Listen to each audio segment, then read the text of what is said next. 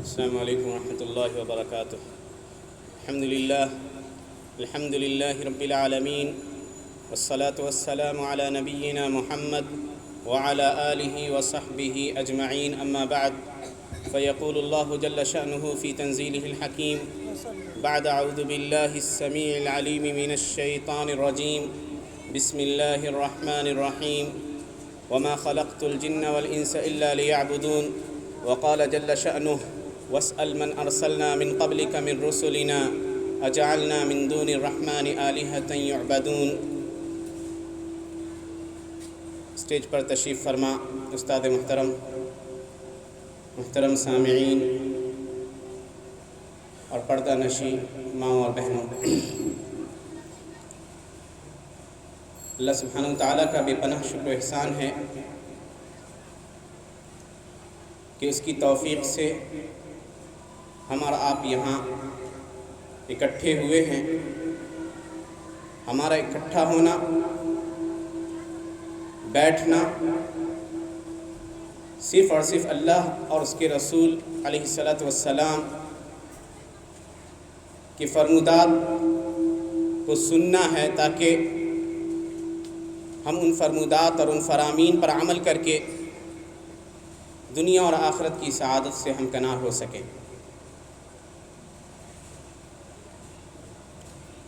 یقیناً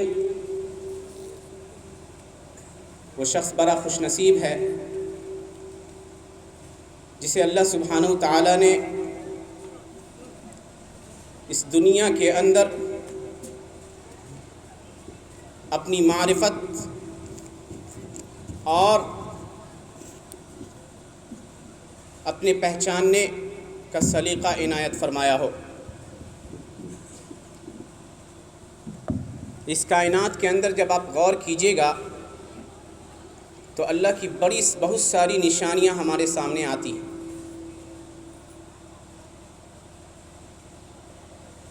یہ وسیع و عریض کائنات جو چل رہا ہے، ہر سیارے اپنی جگہ کام کر رہے ہیں، کل فی فلک یسبحون، سب اپنے اپنے دائرے میں تیر رہے ہیں. ہزاروں لاکھوں کروڑوں پلینٹس ہیں اور آپس میں ان کا کوئی ٹکراؤ نہیں ہوتا. کبھی خبر آتی ہے کہ ایک بڑا سا اسٹرائیڈ یا پتھر آ رہا ہے، زمین کی اور رخ کر رکھا ہے، لوگوں میں سراسیمگی پھیلتی ہے. لیکن اللہ کا نظام ہے کہ اللہ سبحانہ وتعالیٰ اس زمین کی حفاظت کر رہا ہے، بلکہ نہ اس زمین کی بلکہ اس زمین میں جتنی مخلوقات ہیں ان سب کی حفاظت کا کام وہ کر رہا ہے. جس نے ہمیں عدم سے وجود بخشا. ہم کیا تھے؟ ہمارا کوئی وجود نہیں تھا. اس کے بعد اللہ سبحانہ وتعالیٰ نے ہمیں اس دنیا میں وجود بخشا. بہت سارے لوگ ایسے ہیں یا بہت ساری مخلوقات ایسی ہیں کہ جن کو اس دنیا میں آنکھیں کھلنے کا موقع تو ملا، لیکن اس دنیا کی زینت سے وہ لطف اندوز نہیں ہو سکے. بہت سارے بچے ایسے ہیں، آپ جانتے ہوں گے، جو ماں کے پیٹ سے نکلتے ہی موت کا شکار بھی ہو جاتے ہیں. تو گویا انہوں نے دنیا کو نہیں دیکھ سکے. تو اللہ کا بڑا انعام سمجھیے کہ اللہ سبحانہ وتعالیٰ نے ایک مخصوص عمر تک آپ کو پہنچایا، اور نہ صرف آپ پر اپنی نعمتیں نچھاور کی، بولنے کو لب دیے، سننے کو سماعت اور کان دیے، دیکھنے کو آنکھیں دی، چلنے کو پاؤں دیے، چھونے کو ہاتھ دیے. نہ جانے کتنی نعمتیں ہیں اللہ کی، جن نعمتوں پر انسان غور کرے تو اللہ سبحانہ وتعالیٰ کی ذرہ برابر نافرمانی نہ کر سکے. اور بارہا قرآن اس کی طرف اشارہ کرتا ہے، وَفِي أَنفُسِكُمْ أَفَلَا تُبْصِرُونَ. لوگوں اپنے آپ میں غور کیوں نہیں کرتے؟ کیا تمہارے اندر بصیرت نہیں ہے؟ اب بارہا انسان جو دھوکے میں پڑا ہے، قرآن مخاطب ہو کے کہتا ہے، یا ایھا الانسان ما غرک بربک الکریم الذی خلقک فسواک فعدلک فی ای صورۃ ما شاء رکبک. کیا انسان، کس چیز نے تمہیں پروردگار عالم جو کریم ہے اس سے دھوکے میں ڈال رکھا، جس کے بہت سارے اکرامات اور انعامات ہیں تم پر، جس نے تمہیں پیدا کیا، فسواک، انتہائی درست سانچے میں پیدا کیا، ایسا نہیں کیا کہ لب نہ دیے بولنے کو، نگاہیں نہ دی آنکھ دیکھنے کو. الم نجعل له عینین ولسانا وشفتین وہدیناہ النجدین. کیا ہم نے انسان کو 2 آنکھیں نہ دی، ایک زبان اور 2 ہونٹ نہ دی؟ انسان غور کرے اپنی خلقت پہ. اور اس کے بعد جہاں اللہ نے انسانوں کے اوپر اس طرح کی نعمتیں نچھاور کی، وہیں انسان کی مادی ضروریات کی تکمیل کے لیے نہ جانے کتنی نعمتیں اس کائنات کے اندر بکھیر رکھی. اللہ کہتا واللہ جعل لکم الارض بساطا لتسلکوا منہا سبلا فجاجا. یہ انتہائی بہترین ماحول اس زمین کو ہمارے لیے لائق بنایا رہنے کو. یہ اللہ کے بڑے انعامات میں سے. آج سائنس پاگل ہوا جا رہا ہے، یا سائنسدان لوگ دیوانہ ہوئے جا رہے ہیں کہ وہ مارس یا منگل یا دوسرے گرہ پہ زمین یہ ڈھونڈنے بھیج رہے ہیں، باضابطہ شٹلز بھیجے جا رہے ہیں کہ وہاں زندگی گزاری جا سکتی ہے یا نہیں. کہتے ہیں کہ زمین تنگ پڑ رہی ہے اللہ کی مخلوق کی.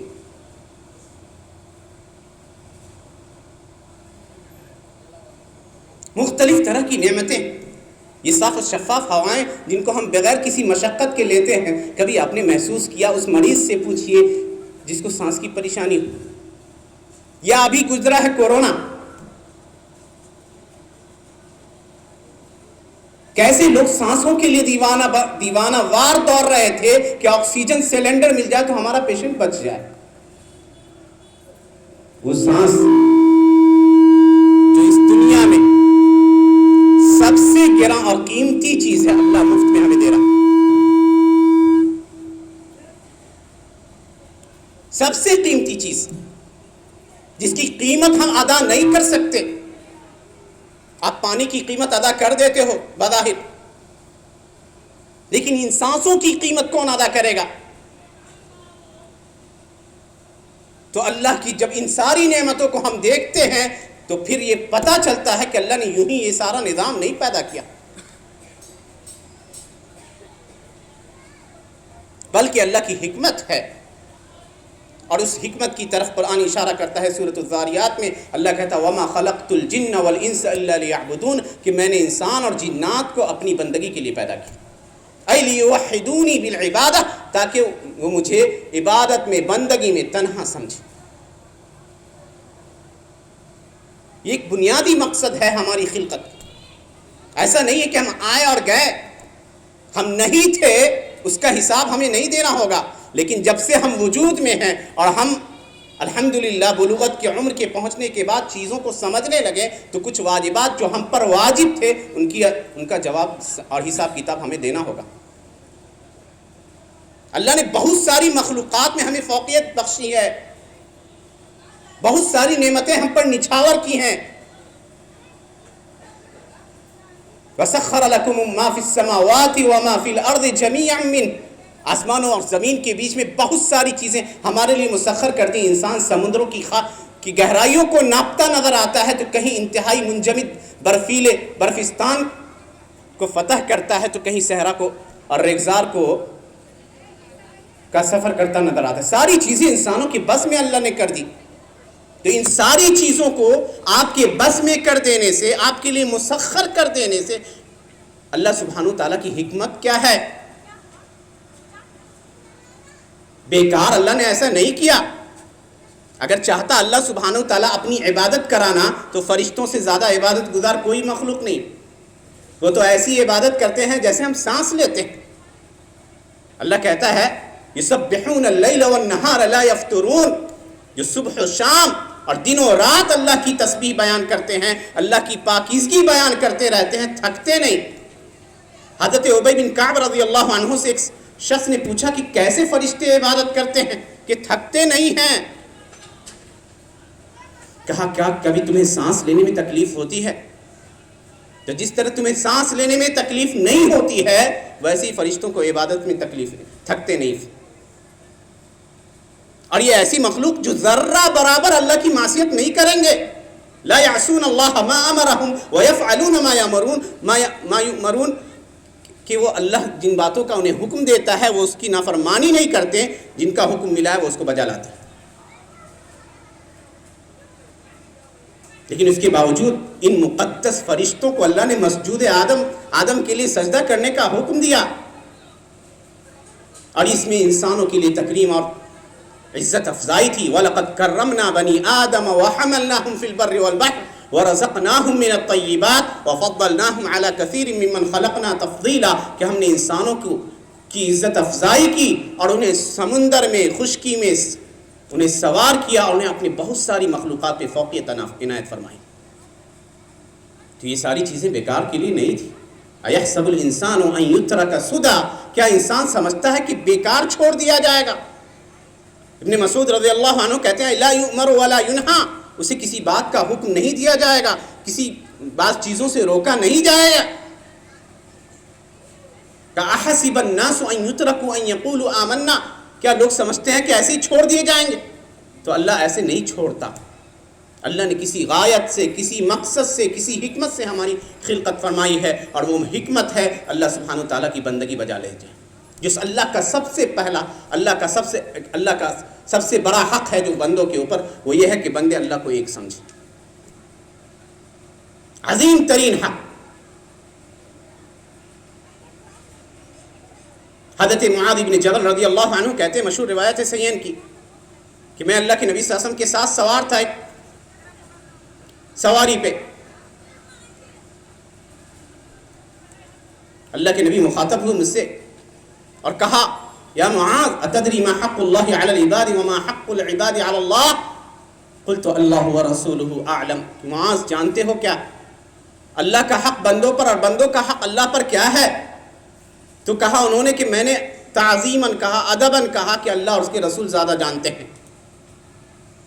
کہا حق اللہ علی العباد ان یعبدوہ ولا یشرکوا بہ شیئا، اللہ کا حق بندوں پر یہ ہے کہ بندے اللہ کی عبادت کریں، یعنی اس کو تنہا جانیں اور اس کے ساتھ کسی اور کو شریک نہ ٹھہرائیں۔ وحق العباد علی اللہ، اور بندوں کا حق اللہ پر یہ ہے جو اللہ نے اپنے اوپر واجب کیا، کسی اور نے واجب نہیں کیا، کہ اللہ تعالیٰ اس شخص کو عذاب نہ دے جو اللہ کے ساتھ کسی کو شریک نہیں ٹھہراتا۔ یہ پہلا حق ہے، اور جو سب سے عظیم حق ہے اللہ سبحانہ و تعالیٰ کا، کہ وہ اللہ جس نے ہم پر ان مختلف طرح کی نعمتیں اور انعامات کیے، اس کا شکریہ آپ ادا کر سکتے ہیں تو بندگی کے ذریعے، حالانکہ آپ شکریہ ادا نہیں کر سکتے۔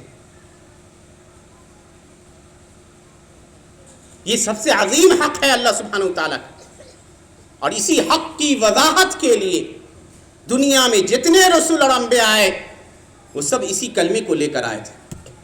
اور آپ جانتے ہیں کہ حضرت آدم علیہ السلام کو جب جنت سے اتارا گیا اور اس دنیا میں وہ آئے، اور ان کے آنے کے بعد 10 صدیاں بیت گئیں، تقریباً 10 قرون، سارے لوگ اس زمانے میں چاہے وہ کوئی بھی ہوں، سب کے سب اللہ کی بندگی کرتے تھے، اللہ کے علاوہ کسی اور کو اپنا رب نہیں جانتے تھے۔ یہاں تک کہ قوم نوح کے اندر، نوح علیہ السلام کی قوم کے اندر شیطان نے اپنا داؤں کھیلا، اور اس کے بعد نیک لوگوں کی عبادت اور بندگی کی جال میں الجھا کر شرک پرستی کا آغاز کروایا۔ جتنے رسول آئے ہیں، اللہ کہتا ہے وَلَقَدْ بَعَثْنَا فِي كُلِّ أُمَّةٍ رَسُولًا أَنِ اعْبُدُوا اللَّهَ وَاجْتَنِبُوا الطَّاغُوتَ، کہ ہم نے ہر زمانے میں، ہر قوم میں ایک رسول کو بھیجا، ایک فرستادے کو بھیجا، ایک پیغمبر کو بھیجا، اس دعوت کو لے جا کر پہنچا دو لوگوں تک کہ اللہ کی بندگی کرتے رہے، اور اللہ کے علاوہ جن جن چیزوں کی عبادت اور بندگی کی جاتی ہے ان چیزوں سے بچے۔ عبادت ہے کیا؟ عبادت کہتے ہیں وہ اسم جامع لكل ما يحبه الله ويرضاه من الاقوال والاعمال الظاهره والباطنه، کہ ہر وہ عمل اور ہر وہ قول، ہر وہ بات جس کو اللہ سبحانہ تعالیٰ پسند کرتا ہے، جس کی طرف یا جس کی طرف اللہ کے نبی صلی اللہ علیہ وسلم نے رغبت دلائی ہو، وہ عبادت ہے۔ عبادت کی کئی قسمیں آتی ہیں۔ عبادت کبھی آپ زبان کے دل کے ذریعے عبادت کر سکتے ہیں، بندگی کرتے ہیں، اور دل کی بندگی یہ ہے کہ ڈر اور خوف اسی ذات سے رکھی جائے جس سے ڈرنے کا حق ہے۔ اللہ کو چھوڑ کر غیر اللہ سے نہیں ڈریں گے۔ گزر رہے ہیں کسی جگہ سے، رکھ دیا گیا کسی بت کو، کہا اگر اس کے سامنے جھکو گے نہیں تو اس کا وبال اور عذاب تم کو پہنچ جائے گا، یہ تم پر ناراض ہو جائے گا۔ تو خوف اللہ کی ذات سے رکھی جائے، جو خشیت اور تعظیم کے ساتھ جو خوف ہے وہ صرف اللہ کی ذات سے، امیدیں لگائی جائیں تو اللہ سے۔ کسی کو اولاد نہیں ہو رہی، اولاد کی نعمت سے محروم ہے، تو دیکھیے گا کہ درباروں میں یا مختلف طرح کے مزاروں پہ لوگ چکریں لگاتے نظر آتے۔ اولاد دینے کا مالک اللہ ہے، اس کا اقرار کیجئے، اس بات کو مانیے کہ اللہ رب ہے، اور رب کہتے ہیں کس کو؟ اس کو سمجھیے۔ رب کے اندر 4 چیزیں آتی ہیں۔ اس بات کا اعتراف کیا جائے کہ جتنی مخلوقات ہیں اس دنیا میں سب کو پیدا کرنے والا اللہ سبحانہ وتعالی الخالق۔ اس کے بعد دنیا کے اندر جتنی چیزیں ہیں ان سب کی ملکیت اللہ کے لیے ہے، گرچہ آج آپ کہیں گے کہ یہ زمین ہماری ہے اور وہ کہیں کہ یہ گھر ہمارا ہے، ملکیت دنیا کے اندر تو چلے گا یہ قانون، لیکن قیامت کے دن اللہ سبحانہ وتعالیٰ کی طرف سے یہ ایک ندا آئے گی، لمن الملک اليوم للہ الواحد القہار۔ کس کے لیے آج کے دن بادشاہت اور حقیقت میں ملک ہے؟ تو کہا جائے گا اللہ جو واحد ہے، قہار ہے، انتہائی سخت عذاب دینے والا ہے۔ اسی لیے کہتے ہیں مالک یوم الدین، جو بدلے کے دن کا مالک ہے۔ آج دنیا میں بہت سارے لوگ کہہ سکتے ہیں ہم فلاں چیز کے مالک ہیں، فلاں کے مالک، لیکن اصل میں حقیقت میں اس دنیا کے اندر جتنی چیزیں ہیں سب کا مالک اللہ سبحانہ وتعالی ہے، جب چاہتا ہے اس میں تصرف کرتا رہتا ہے۔ اور تیسری بات یہ ہے کہ رب کا ایک تیسرا معنی یہ ضرور رکھیے، جب آپ کہتے ہیں الحمدللہ رب العالمین، تمام تعریفیں اس اللہ کے لیے ہے جو تمام جہانوں کا رب ہے، تو یاد رکھیے کہ رب وہ خالق ہوتا ہے، مالک ہوتا ہے اور رازق بھی ہوتا ہے۔ روزی دینے والی ذات اللہ کی ہے، اور روزی کا یہ مطلب نہیں ہے کہ صرف کھانا پینا۔ ہماری زبان میں روزی کا مطلب کھانے پینے کی چیزوں کو کہتے ہیں، نہیں، رزق کا مفہوم انتہائی وسیع ہے۔ آپ کو یہاں بیٹھنے کی توفیق ملی، یہ بھی ایک رزق ہے۔ کوئی نیک اور اچھا کام کر رہا ہے، اس کی توفیق ملنا بھی روزی ہے، رزق ہے۔ بلکہ کھانے پینے کی روزی کو سب سے ادنا درجے کا رزق مانا گیا ہے۔ یہ تیسری چیز رب کے بارے میں آپ کو یاد رکھنی ہوگی کہ رب وہ ہوتا ہے جو رازق ہے، تو روزی اللہ کو چھوڑ کر کسی اور سے نہیں مانگنی چاہیے۔ المدبر لشؤون الخلق، چوتھی صفت رب کی ہے کہ جو اپنے مخلوق کے معاملات کی تدبیریں کرتا رہتا ہے۔ آپ سو رہے ہو اور آپ کے لیے کیا اچھا ہے اللہ زیادہ جانتا ہے۔ آپ ایک بات پسند کرتے ہیں کہ ہمارے لیے یہ ہو جائے اور یہ ہو جائے، اللہ دیکھ رہا ہے کہ اس بندے کو یہ چیز مل جائے گی، ہو سکتا ہے راستے سے گمراہ ہو جائے، کہتا ہے نہیں، اس کے لیے یہ مناسب نہیں، دوسری چیز اس کے لیے رکھو، اچھی چیز۔ ایک انسان ہے بڑی تگ و دو کرتا ہے، بڑی کوشش کرتا ہے کہ کوئی نوکری سے حاصل ہو جائے، وہ نوکری نہیں حاصل ہوتی کیونکہ اللہ کی مشیت نہیں، اللہ اس کے ہو سکتا ہے اس کے لیے اس سے اچھا چاہ رہا ہے۔ تو جب آپ رب کہتے ہیں کہ ہمارا پروردگار وہ ہے، تو یہ یاد رکھیے کہ اس بات کا اعتراف کیجئے کہ پروردگار وہ ہوتا ہے جو ہر چیز کا خالق ہے، جو ہر چیز کا مالک ہے، جو ہر مخلوق کو اس تک روزی پہنچا رہا ہے۔ کمال کی شان، کمال کی شان ہے۔ اللہ نے ذکر کیا ہے ایک آیت سورہ عنکبوت کے اندر، وَكَأَيٍّ مِّن دَابَّةٍ لَا تَحْمِلُ رِزْقَهَا اللَّهُ يَرْزُقُهَا وَإِيَّاكُمْ وَهُوَ السَّمِيعُ الْعَلِيمُ، کہ اس کائنات میں بہت ساری مخلوقات ایسی ہیں جو اپنی روزی اپنا خود نہیں حاصل کر سکتی، اللہ انہیں بھی روزی دیتا، آپ کو بھی روزی دیتا۔ ذکر کیا حافظ ابن کثیر نے، کئی بار ہم لوگوں نے اس کا تذکرہ بھی کیا ہوگا۔ کہا کہ ایک مخلوق ہے کوا، کہ جب اس کے بچے انڈے سے نکلتے ہیں تو سفید ہوتے ہیں، تو کوا کہتا ہے کہ یہ میرا بچہ نہیں ہے، چونکہ اس کا رنگ کالا ہے اور اس بچے کا رنگ سفید ہے۔ چنانچہ وہ اس کے لیے دانا وانے کا اپائے نہیں، انتظام نہیں کرتا، جیسے کہ دیگر مخلوقات یا دیگر چڑیے کرتے ہیں کہ وہ اپنے بچوں کے لیے دانا لاتے ہیں اور ان کے منہ میں ڈالتے رہتے ہیں۔ کوا نہیں کرتا، لیکن سامنے والی درخت پہ بیٹھ کے دیکھتا رہتا ہے کہ کون سی چڑیا آ کے اس کے لیے دانا وانا لاتی۔ ظاہر سی بات ہے اگر اس چڑیے کا یا اس بچے کا کہ ماں باپ کوئی اور ہوتے تب تو کوئی دوسرا لا کے دیتا، وہ چڑیا کا وہ بچہ منہ کھولے رہتا ہے کہ ماں باپ دانا ڈالے ان کے منہ میں، لیکن ماں باپ تو ان کے وجود کے انکاری ہیں، وہ تو مانتے نہیں کہ ہمارا بچہ ہے۔ عرصہ بیتتا ہے، اللہ سبحانہ وتعالیٰ اس کائنات میں یا فضاؤں میں چھوٹے چھوٹے جراثیم ہوتے جو تیرتے نظر آتے ہیں، جن کو ہم اپنی ان نگاہوں سے نہیں دیکھ پاتے، ان کو اللہ سبحانہ وتعالیٰ ان بچوں کے منہ میں ڈالتا رہتا ہے یہاں تک کہ کوے کے اس بچے کا رنگ سفیدی سے سیاہی میں بدل جاتا ہے، تب کوا کہتا ہے کہ یہ میرا بچہ۔ تو اب ذرا غور کیجئے کہ ایک چھوٹی سی مخلوق اور جس کا ایک چھوٹا سا بے بس بچہ، اس کی روزی کا انتظام اللہ کرتا ہے، تو ہم اور آپ کی روزی کا انتظام اللہ کیسے نہیں کرے گا؟ ہمارے لیے بہت ساری تدبیریں وہ کرتا رہتا ہے، اور اس کے بعد اس کا یہ حق ہے کہ ہم جب ان ساری نعمتوں کو محسوس کرتے ہیں کہ ہم اسی کی بندگی تنہا کریں۔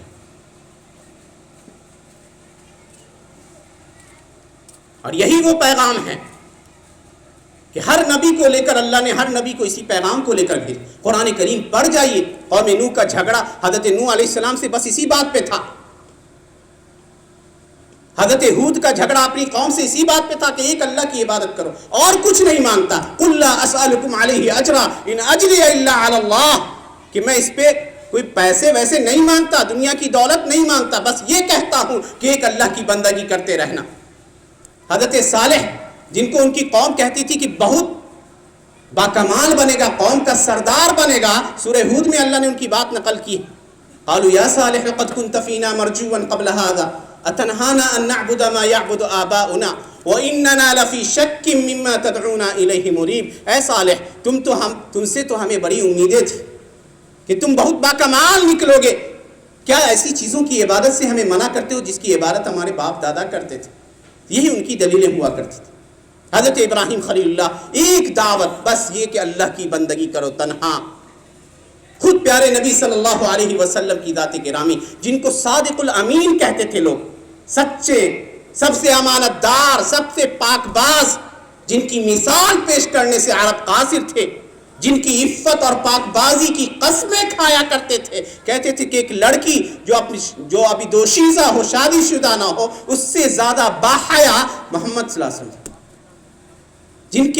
جن کی عزت اور تعظیم میں وہ کبھی کوئی کمی نہیں رکھتے تھے۔ بس اللہ کے نبی نے صرف یہ کہا کہ ایک اللہ کی بندگی کرو تو وہ پوری کی پوری قوم ان کی دشمن ہو گئی، اور آپ تاریخ سے اور سیرت سے اچھی طرح واقف ہیں۔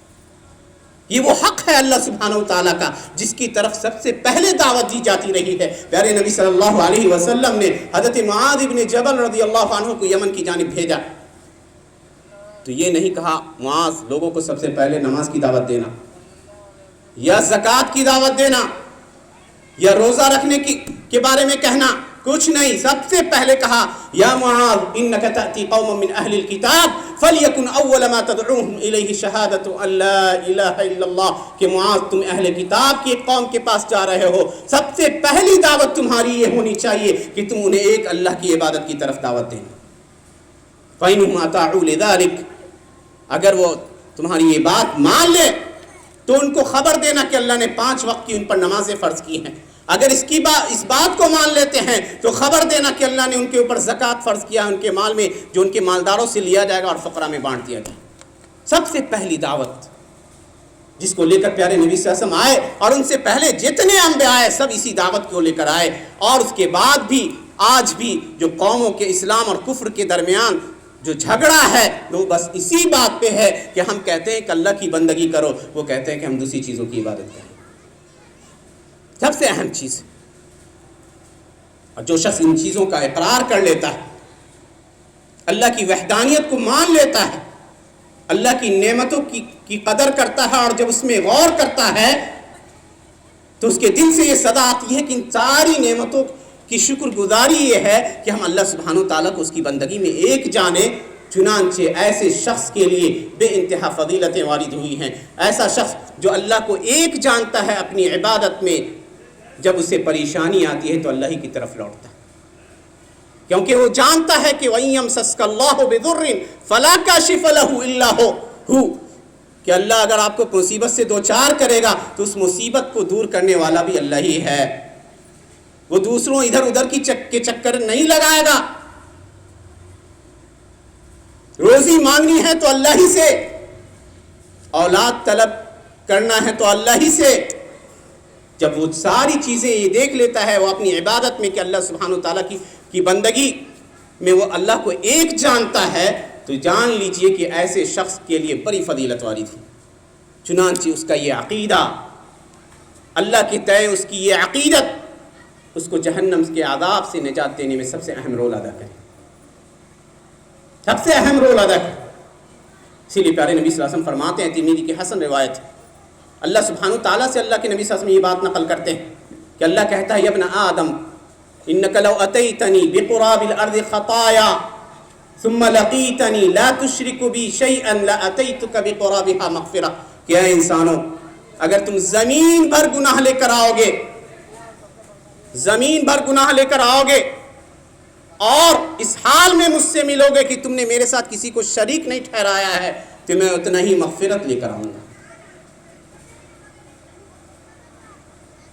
اتنا ہی مغفرت اللہ سبحانہ تعالیٰ کی طرف سے ملے گی. بلکہ مسند احمد کی اس روایت کو یاد کیجئے، اللہ کے نبی صلی اللہ علیہ وسلم فرماتے ہیں، صاحب رجل من امتی یوم القیامت علی رؤوس الخلائق، کہ میری امت کے ایک شخص کو پکارا جائے گا، ساری مخلوقات اول تا آخر سب اکٹھی ہوں گی اس دن. کہا جائے گا کہ اس شخص کو بلایا جائے اور اس کے 99 رجسٹر کھولے جائیں گے گناہوں کے، اور ایک رجسٹر اتنا بڑا ہوگا جتنا ایک انسانی نگاہ مد البصر جہاں تک نگاہ پہنچتی ہے. گناہوں کی اس رجسٹر کو، عظیم الشان اس کو، دفتر کو وہ دیکھے گا، گھبرا جائے گا وہ شخص. اللہ سبحانہ تعالیٰ کہے گا کہ پوچھو اس شخص سے کہ کیا میرے لکھنے والے فرشتوں نے اس پر ظلم کیا ہے؟ اظلمک کتبتی الحافظون، کیا اس میں کوئی کسی برائی کا تم انکار کرتے ہو؟ کہے گا نہیں اے رب، کسی نے ظلم نہیں کیا، یہ میں سارے گناہ میں نے کیے ہیں. سر جھکا ہوا ہوگا اس شخص کا، اور اپنے آپ میں وہ سمجھ رہا ہوگا کہ اب تو میں گیا، بچنے کا کوئی امکان نہیں ہے. پوچھا جائے گا کہ کیا تمہارے پاس کوئی نیکی ہے جس کو تم پیش کر سکو ہمارے سامنے؟ کہے گا کہ کوئی نیکی نہیں ہے. یہ گناہوں کے عظیم الشان رجسٹر کے سامنے اس کا ذہن ایک طرح سے معاف ہو جائے گا. کہا جائے گا کہ تمہاری ایک نیکی ہے ہمارے پاس، بلا ان لک عندنا حسنہ، تمہاری ایک نیکی ہے اور آج کے دن ہم کسی پر ظلم نہیں کریں گے. ایک کارڈ نکالا جائے گا، ایک چھوٹا سا، جس پہ لکھا ہوگا اشہد ان لا الہ الا اللہ، وحدانیت اللہ کی گواہی اور نبی صلی اللہ علیہ وسلم کی رسالت کی گواہی ہوگی اس کے اندر. جب وہ لڑکا جب وہ شخص دیکھے گا اس کارڈ کو اور عظیم الشان رجسٹر کو دیکھے گا تو وہ کہے گا، یا رب ما هذه السجلات مع هذه البطاقہ، اس چھوٹے سے کارڈ کی کیا اہمیت ہے اتنے گناہوں کے رجسٹر کے مقابلے میں؟ کہا جائے گا آج تو پر ظلم نہیں ہوگا. چنانچہ ان رجسٹروں کو، جو گناہوں کے بڑے بڑے رجسٹر ہوں گے جن میں سے ایک تا حد نگاہ بڑا ہوگا، ان کو رکھا جائے گا ایک ترازو کے ایک پلڑے پہ، اور دوسرے پلڑے پہ اس کارڈ کو رکھا جائے گا جس کے اندر گواہی ہوگی اللہ کی وحدانیت کی، نبی صلی اللہ علیہ وسلم کی رسالت کی. اور اتنا وہ چھوٹا سا کارڈ بھاری آ جائے گا سارے گناہوں کے دفتر کے مقابلے. تو اللہ کے ہاں اگر کسی کی ایک نیکی بھی ہوگی، اگر وہ شخص موحد ہے، اپنی زندگی میں اللہ کے علاوہ کسی اور کے سامنے اس نے دستے دراز نہیں کیا، اللہ کے علاوہ کسی اور کے سامنے ہاتھ نہیں پھیلایا ہے، تو اس کو یقین رکھنا چاہیے کہ انشاءاللہ اللہ اس کے گناہوں کو بخش دے گا. یہ سب سے عظیم فائدہ ہے میرے بھائی، کہ توحید کی برکت سے، اللہ کو ایک جاننے کی برکت سے آپ کے گناہوں کو اللہ مٹا ڈالتا ہے.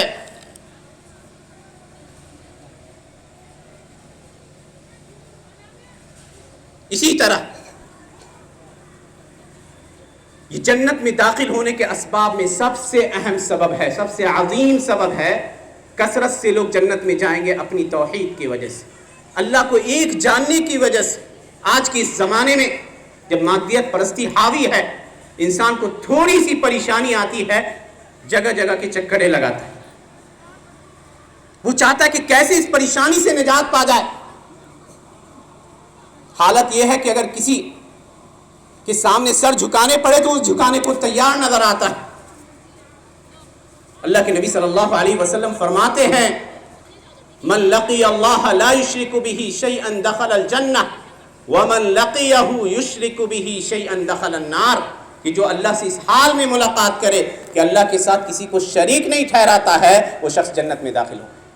تو گویا آپ کا اللہ کو ایک ماننا آپ کے جنت میں داخل ہونے کے اسباب میں سب سے اہم سبب ہے۔ بلکہ اللہ کے نبی نے فرمایا، مسلم شریف کی روایت اتبان کی، کہا ان اللہ حرم علی النار من قال لا الہ الا اللہ یبتغی بہا وجہ اللہ، اللہ نے اس شخص کو جہنم پر حرام قرار دیا ہے جو اللہ کی خوشنودی کی خاطر لا الہ الا اللہ کہتا ہے کہ اللہ کے علاوہ کوئی عبادت اور بندگی کے لائق نہیں ہے۔ پریشانیاں آئیں گی تو اللہ ہی دور کرے گا، مصائب آئیں گے تو اللہ ہی دور کرے گا، دینے والی ذات اللہ کی ہے، کوئی داتا نہیں ہے، کوئی گنج بخش نہیں ہے، نوازنے والی ذات اللہ ہی کی ہے، اولاد وہی دیتا ہے، للہ ملک السماوات والارض یخلق ما یشاء یہب لمن یشاء اناثا ویہب لمن یشاء الذکور او یزوجہم ذکرانا واناثا ویجعل من یشاء عقیما انہ علیم قدیر، کہ اللہ ہی کے لیے زمین و آسمان کی بادشاہت ہے، جسے چاہتا ہے بیٹیوں سے نوازتا ہے، جسے چاہتا ہے بیٹوں سے نوازتا ہے، اور جسے چاہتا ہے بیٹا بیٹی دونوں سے دیتا ہے، اور جسے چاہتا ہے بانجھ کر دیتا ہے۔ یہ اللہ کا فیصلہ ہے جس کے اوپر انسان کو سر جھکا دینا چاہیے۔ اسی طرح یاد رکھیے کہ جب آپ موحد ہوں گے تو دنیا کی پریشانیاں آپ کے لیے آسان ہو جائیں گی۔ انسان جب یہ عقیدہ رکھتا ہے کہ اس کو جو تکلیفیں لاحق ہوتی ہیں وہ سب اللہ کی طرف سے ہیں، جو پریشانیاں آتی ہیں وہ اللہ کی طرف سے اور آنی ہیں، تو اس کے اندر صبر و رضا کی صفت پیدا ہوتی ہے۔ وہ صبر کرتا ہے اور جانتا ہے کہ یہی ہمارے حق میں بہتر ہے۔ ہو سکتا ہے کوئی انسان دو چار ہو جائے کسی عزیز کی وفات سے، کہیے گا بڑا ہٹا کٹا جوان نوجوان تھا، بہت ساری باتیں آتی، ہو سکتا ہے تکلیف دہ چیز ہے یہ کہ انسان اپنے قریبی رشتہ دار کو کھو دے، اپنے چھوٹے بچے کو کھو دے، لیکن جب وہ اس بات کا عقیدہ رکھتا ہے کہ اللہ سبحانہ و تعالیٰ کی ذات جو چاہتی ہے وہ ہو کر رہے گا، تو اس کے اندر صبر اور رضامندی کی صفت پیدا ہو جاتی ہے۔ اللہ کے نبی صلی اللہ علیہ وسلم فرماتے ہیں نصیحت کرتے ہوئے کہ یاد رکھو کہ تمہیں جو پریشانیاں پہنچتی ہیں وہ پریشانی تم کو پہنچنی تھی، اور جو چیزیں تم سے چھوٹ جاتی ہیں وہ تمہیں مصیبت وہ چیزیں تمہیں لاحق نہیں ہونے والی تھی۔ یہ عقیدہ رکھے انسان، جب یہ عقیدہ رکھتا ہے کہ منع و عطا دینے والی ذات اللہ کی ہے، نفع پہنچانے والی ذات اللہ کی ہے، تو لوگوں سے وہ بے نیاز ہو جاتا ہے، اس کی امیدیں اللہ کی ذات سے ہوتی ہیں، لگی ہوتی ہیں، وہ اپنے ہر کام کو اللہ کی شریعت کی نظر سے دیکھتا ہے، تو اس کے اوپر دنیا کی جتنی مصیبت آتی ہے وہ ہوش ہو جاتی ہے، لوگوں کی نظروں میں نہیں دیکھتا، لوگوں کی طرف نہیں دیکھتا، لوگوں سے امیدیں نہیں لگاتا، بلکہ وہ اللہ کی ذات سے امید لگاتا ہے۔ یہ ایک اہم چیز ہے کہ اللہ کی ذات پر اعتقاد اور اللہ کی وحدانیت کو تسلیم کرنے سے بندہ دنیاوی پریشانیوں سے نجات پا جاتا ہے۔ توحید کے اہم فضائل میں سے ایک فضیلت یہ بھی ہے کہ یہ انسان کے اندر قوت اور طاقت انسان کو نوازتا ہے، انسان کو باوقار بناتا ہے۔ پریشانیاں آتی ہے تو انسان ڈگمگاتا نہیں ہے، پوری طرح پہاڑ کی طرح ثابت رہتا ہے، وہ جانتا ہے کہ اللہ کی طرف سے ارباب متفرقون خیر ام اللہ الواحد القہار، کہ بہت سارے رب بہتر ہیں یا ایک اللہ جو واحد ہے، سخت طاقت والا۔ یہ حضرت یوسف علیہ السلام نے کہا تھا جب وہ جیل میں تھے، اپنے ان دو ساتھیوں سے جو ان کے ساتھ جیل میں داخل ہوئے تھے، کہنے لگے نصیحت کرتے ہوئے کہ یہ پریشانی تو ہے، لیکن انسان یہ عقیدہ رکھتا ہے کہ وہ مضبوطی کے ساتھ اللہ کی ذات پہ بھروسہ کرتا ہے کہ یہ پریشانی یہ وقتی ہے، انشاءاللہ دور ہو جائے گی۔ جب آپ یہ عقیدہ رکھتے ہیں کہ اللہ کی ذات ایک ہے، جو چاہتا ہے اللہ سبحانہ و تعالیٰ وہی ہوتا ہے، تو یہ چیز آپ کے اندر یا آپ کو قبر کے اندر اور آخرت میں بہت ساری وحشتوں سے نجات دینے کا سبب بنے گی۔ اللہ کہتا ہے الذین آمنوا ولم یلبسوا ایمانہم بظلم اولئک لہم الامن وہم مہتدون، کہ جو لوگ ایمان لائے اور اپنے ایمان کو ظلم کے ساتھ خلط ملط نہیں کیا، یعنی شرک کے ساتھ خلط ملط نہیں کیا، انہی کے لیے حقیقت میں امن ہے، قبر میں بھی وہ مامون رہیں گے۔ انسان جب قبر میں ڈالا جائے گا تو اس سے پوچھا جاتا ہے مر ربک، تمہارا رب کون ہے؟ اور ابھی ہم نے رب کی صفت بتائی ہے کہ رب کا مطلب کیا ہوتا ہے۔ ایک شخص کہتا ہے کہ ہم مسلمان ہیں، ہم بھی مانتے ہیں اللہ ایک ہے، اولاد کی ضرورت ہوتی ہے تو باباؤں کے پاس جاتے ہیں۔ وہ کہتا ہے کہ ہم مسلمان ہیں، اللہ کو ایک مانتے ہیں، روزی کی طلب ہوتی ہے تو دوسروں کے درباروں میں حاضری دیتا ہے۔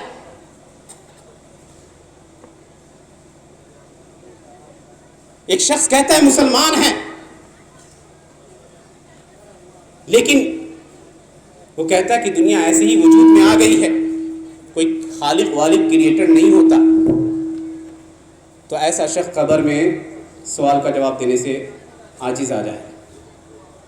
جب پوچھا جائے گا کہ تمہارا رب کون ہے، اور آپ جانتے ہیں کہ رب کا مطلب ہوتا ہے کہ پیدا کرنے والی ذات کون ہے، تو آپ کہیے کہ جب دنیا میں آپ کا عقیدہ رہا کہ اللہ ہے، مالک کون ہے اس کائنات کا، جب آپ یہ عقیدہ رکھتے ہیں کہ اللہ ہے، رازق کون ہے، اللہ ہے، اس کائنات کو چلانے والی ذات کون ہے، اللہ ہے، اور اس پر آپ قولاً و فعلاً و عملاً پوری طرح پوری زندگی میں کاربند رہے، پریشانیاں آتی رہی، اولاد کی نعمت سے محروم ہے، کسی کے دربار میں جا کے سر نہیں جھکایا کہ فلاں بابا جو ہے یا فلاں معبود نعوذ باللہ اولاد دے دیں گے، ضروریات کی محسوس ہوئی تو کسی اور کے سامنے ہاتھ کو نہیں پھیلایا بلکہ اللہ کی ذات کے سامنے ہاتھ پھیلایا۔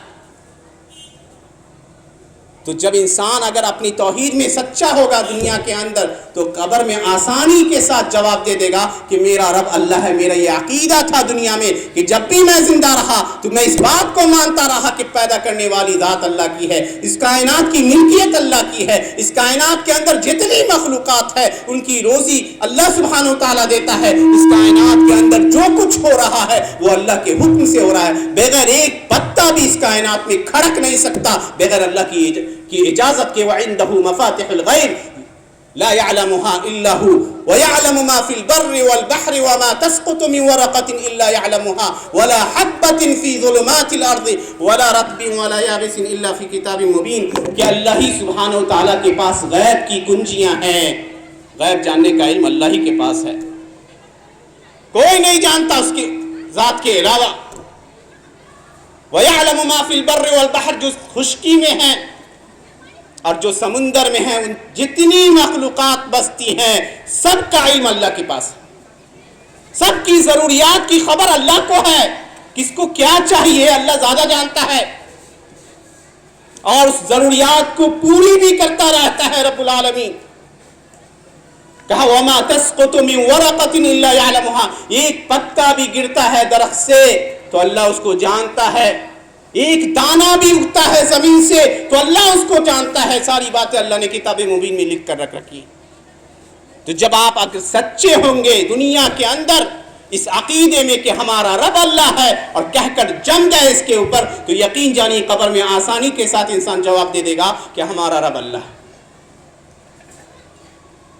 تو ایسے شخص کے لیے قبر میں امن ہے، کہا جائے گا سو جاؤ، بے فکری کی نیند سو جاؤ، جنت کی کھڑکیاں کھول دی جاتی ہیں ایسے شخص کے لیے، وہ جنت کی نعمتوں سے لطف اندوز ہوتا رہتا ہے۔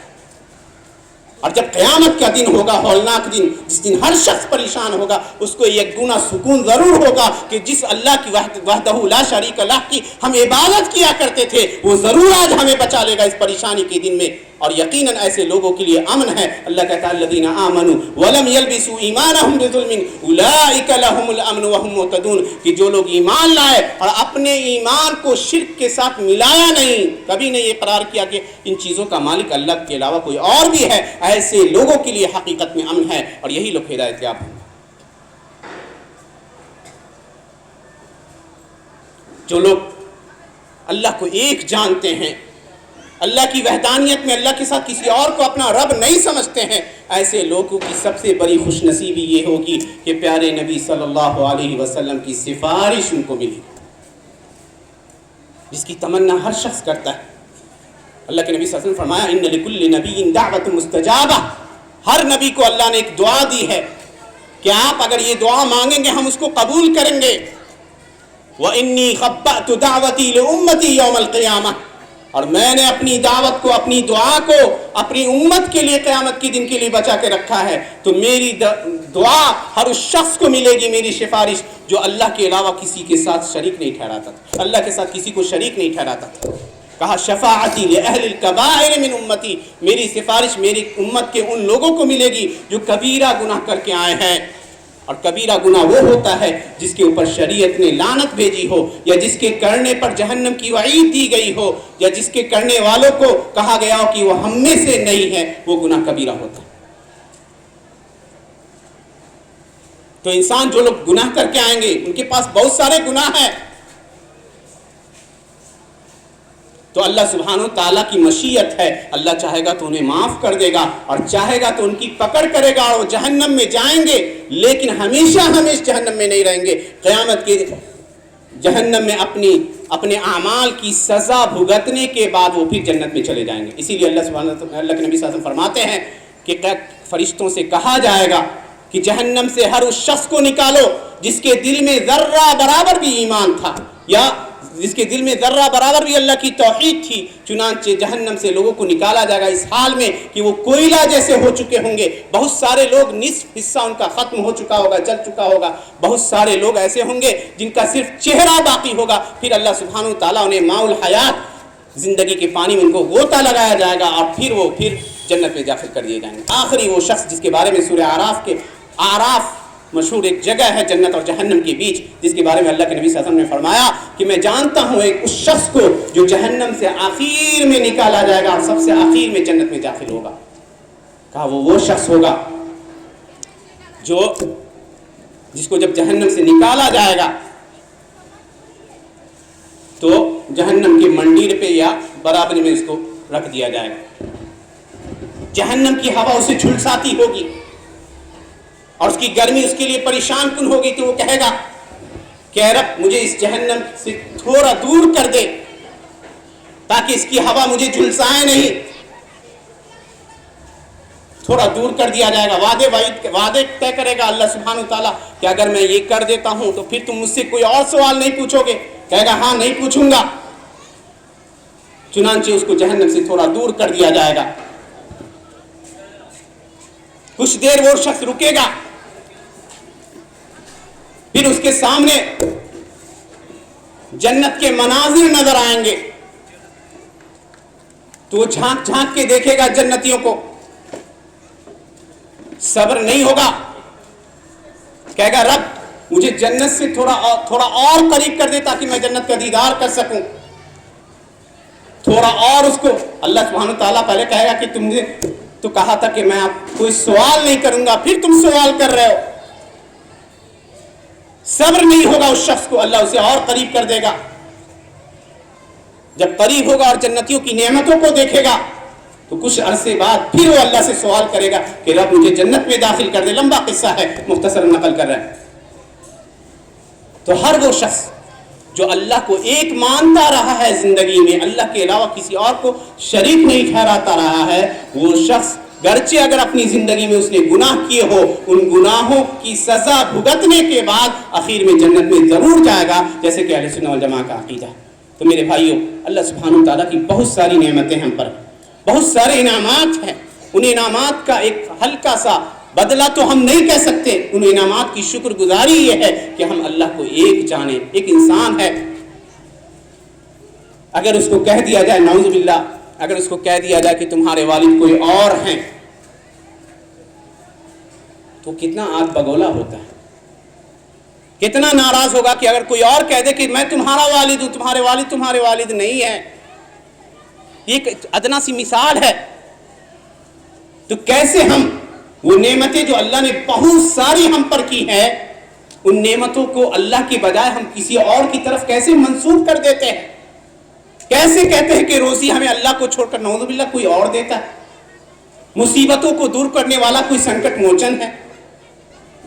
دینے والی ذات کوئی داتا ہے اور کوئی گنج بخش ہے. خزانوں کا مالک کوئی اور ہے، دستگیر کوئی اور ہے. مدد غوث پاک کرتے ہیں. نہیں میرے بھائیو، یہ سب اللہ کے چلی نیک لوگ تھے اپنے زمانے میں. لیکن وہ اللہ نہیں تھے. اور یاد رکھیے کہ عملوں میں اگر آپ ذرہ برابر بھی شرک کرتے ہیں تو آپ کا سارا عمل برباد ہو جائے گا. اللہ کے نبی صلی اللہ علیہ وسلم کو اللہ نے کہا وَلَقَدْ أُوحِيَ إِلَيْكَ وَإِلَى الَّذِينَ مِن قَبْلِكَ لَئِنْ أَشْرَكْتَ لَيَحْبَطَنَّ عَمَلُكَ وَلَتَكُونَنَّ مِنَ الْخَاسِرِينَ کہ ہم نے آپ کی طرف وحی کر دی ہے اور آپ سے پہلے کے نبیوں کو بھی خبردار کر دیا ہے کہ اگر آپ نے شرک کیا تو آپ کے سارے اعمال برباد ہو جائیں گے اور آپ گھاٹا اٹھانے والے میں ہو جائیں گے. ایک شخص آتا ہے اللہ کے نبی کے پاس اور کہہ دیتا ہے ماشاء اللہ وشئت، جو آپ چاہیں جو اللہ چاہے. بہت بولا جاتا ہے جو آپ چاہیں جو اللہ چاہے. اللہ کے نبی صلی اللہ علیہ وسلم ناراض ہو گئے. کہا اجعلتنی للہ ندا، کیا تم نے مجھے اللہ کا شریک بنا دیا؟ قل ما شاء اللہ وحدہ، کہو جو اللہ تنہا چاہے، میں اللہ کا شریک نہیں ہوں. میں اللہ کا شریک نہیں. تو اللہ کے نبی کہہ رہا ہے کہ میری کوئی حیثیت نہیں، میں تو اللہ کا بندہ ہوں. قولوا عبد اللہ ورسولہ، کہو اللہ کے بندے اور اس کے رسول.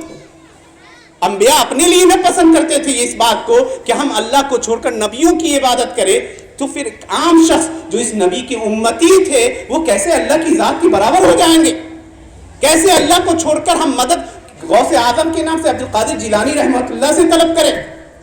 کیسے روزی ہم کسی داتا اور گنج بخش سے طلب کریں؟ حالانکہ اللہ سبحانہ و تعالیٰ جو ہم پر اتنا بے شمار انعام کرتا ہے، مصائب کو دور کرنے والا وہی ہے اور نفع اور نقصان کا مالک وہی ہے. وَتُعِزُّ مَن تَشَاءُ قُلِ اللَّهُمَّ مَالِكَ الْمُلْكِ تُؤْتِي الْمُلْكَ مَن تَشَاءُ وَتَنزِعُ الْمُلْكَ مِمَّن تَشَاءُ وَتُعِزُّ مَن تَشَاءُ وَتُذِلُّ مَن تَشَاءُ بِيَدِكَ الْخَيْرُ إِنَّكَ عَلَى كُلِّ شَيْءٍ قَدِيرٌ. کہہ دیجئے کہ اللہ تو بادشاہوں کا بادشاہ ہے، جسے چاہتا ہے تیرے ہاتھ میں ہی بادشاہت ہے، جسے چاہتا ہے تو عزت سے نوازتا ہے، جسے چاہتا ہے تو ذلت سے نوازتا ہے. تیرے ہاتھ میں دنیا کی ہر بھلائی ہے، تو ہر چیز پہ قادر ہے. اس بات پہ ہمیں عقیدہ بھی رکھنا ہوگا اور اس کو سمجھنا بھی ہوگا. معاشرے میں آج دیکھا جاتا ہے کہ لوگ وقتی پریشانیاں آتی ہیں اللہ کو چھوڑ کر نہ جانے کن کن لوگوں کو پکارتے ہیں. پریشانیاں آزمائشیں یہ انسان کے زندگی کا حصہ ہے اور اس کو قبول کرنا چاہیے رضامندی کے ساتھ، صبر کے ساتھ. اللہ کے نبی صلی اللہ علیہ وسلم کو دیکھ لیجئے، اپنی ماں سے محروم تھے، اپنے والد کی دست شفقت سے محروم رہے، اور جب اللہ نے بیٹے کی دولت سے نوازا تھا تو بیٹا بھی چھن گیا. زبان سے اللہ کی ناراضگی کے لیے کوئی کلمہ نہیں نکالا، بس یہ کہہ دیا وَإِنَّا لَفِرَاقِكَ يَا إِبْرَاهِيمُ لَمَحْزُونُونَ. جب بیٹا ابراہیم وفات پا گیا تو کہنے لگے کہ ابراہیم ہم تیری جدائی پہ غمزدہ ہیں. زبان سے وہی کہتے ہیں جو اللہ کو پسند ہے.